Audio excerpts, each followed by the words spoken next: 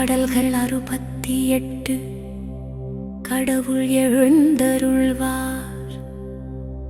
அவருடைய எதிரிகள் சிதறடிக்கப்படுவார்கள்.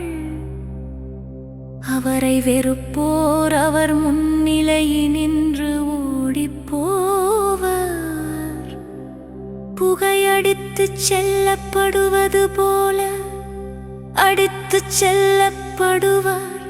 நெருப்பு முன் மெழுகு உருகுவது போல கடவுள் முன் பொல்லார் அழிந்தொழிவர். நேர்மையாளரோ மகிழ்ச்சியடைவர். கடவுள் முன்னிலையில் ஆர்ப்பரிப்பர். மகிழ்ந்து கொண்டாடுவர். கடவுளை புகழ்ந்து பாடி அவரது பெயரை போற்றுங்கள். மேகங்கள் மீது வருகிறவரை வாழ்த்தி பாடுங்கள். ஆண்டவர் என்பது அவர்தம் பெயராம். அவர் முன் களி கூறுங்கள்.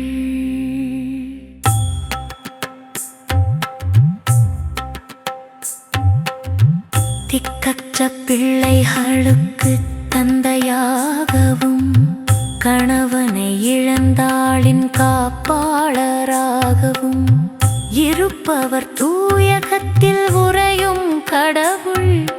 தனித்திருப்போர்க்கு கடவுள் உறைவிடம் அமைத்து தருகின்றார். சிறைப்பட்டோரை விடுதலை வாழ்வுக்கு அழைத்துச் செல்கின்றார். ஆனால் அவருக்கு எதிராக கிளம்புவோர் வறண்ட நிலத்தில் வாழ்வார். கடவுளை நீரும் உடைய மக்கள் முன் சென்று பாலை வெளியில் நடை போட்டுச் செல்கையில் சீனாயின் கடவுள் வருகையில் பூவுலகு இருந்தது. இஸ்ரவேலின் கடவுள் வருகையில் வானம் மழையை பொழிந்தது. கடவுளை உரிமையான நாட்டின் மீது மிகுதியாக மழை பொழியச் செய்தீர். வறண்டு போன நிலத்தை மீண்டும் வளமாக்கினீர். உமக்குரிய உயிர்கள் அதில் தங்கியிருந்தன.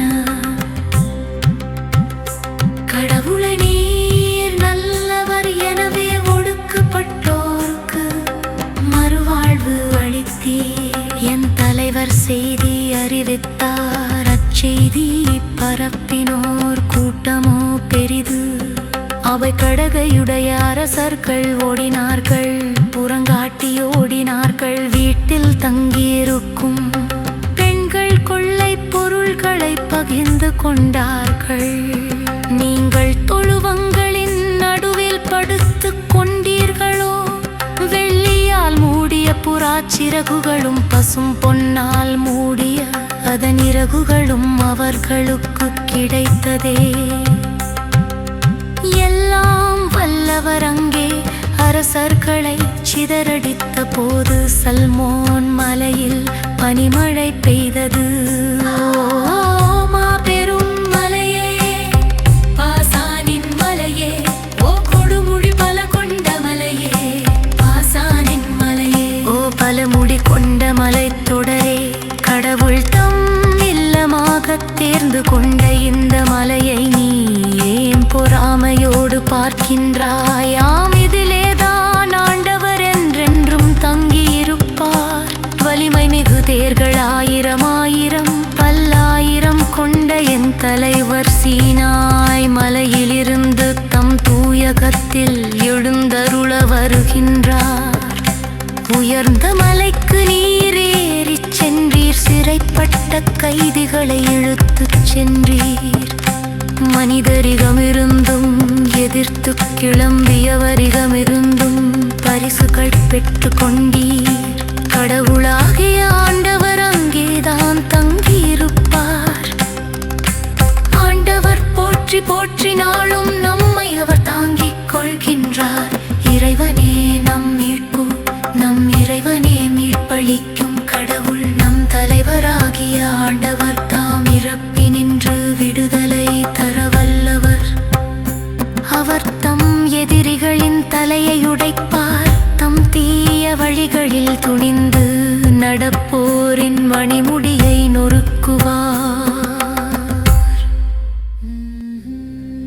என் தலைவர் கருப்பாசானிலிருந்து அவர்களை அழைத்து வருவேன். ஆழ்கடலிலிருந்து அழைத்து வருவேன். அப்பொழுது உன் கால்களை இரத்தத்தில் தோய்ப்பாய். உன் நாய்கள் எதிரிகளிடம் தமக்குரிய பங்கை சுவைக்குமென்று சொன்னார். கடவுளே, நீர் பவனி செல்வதை என் கடவுளும் அரசருமானவர் தூயகத்தில் பவனி செல்வதை அனைவரும் கண்டனர்.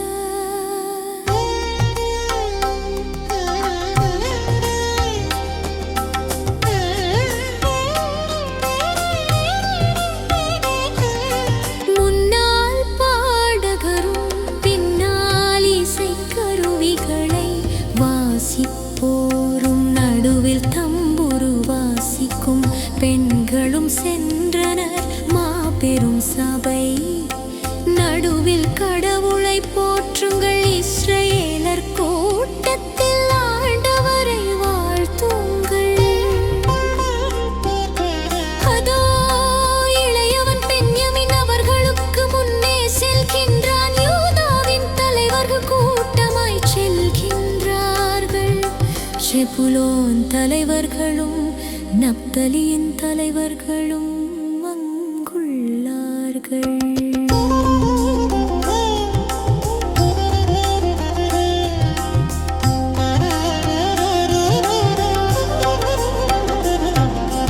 கடவுளே, உம் வல்லமையை காட்டியருளும். என் சார்பாகச் செயலாற்றிய கடவுளே, உம் வல்லமையை காட்டியருளும்.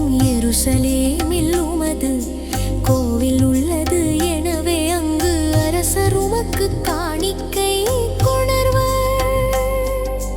நாணலிடகே இருக்கும் விலங்கினை கண்டியும் மக்களினன்களாகிய கன்றுகளோடு வருகிற காளைகளின் கூட்டத்தையும் கண்டியும் வெள்ளியை நாடி திரிவோரை உமது காலடியில் மிதித்துவிடும். போர்வெறி கொண்ட மக்களினங்களை சிதறடியும். எகிப்திலிருந்து அரச தூதரர் அங்கே வருவர். கடவுள் முன் எத்தியோப்பியர் கைகூப்பி நிற்க விரைவர். உலகிலுள்ள அரசர்களே, கடவுளை புகழ்ந்தேத்துங்கள். ஆண்டவரை போற்றி பாடுங்கள்.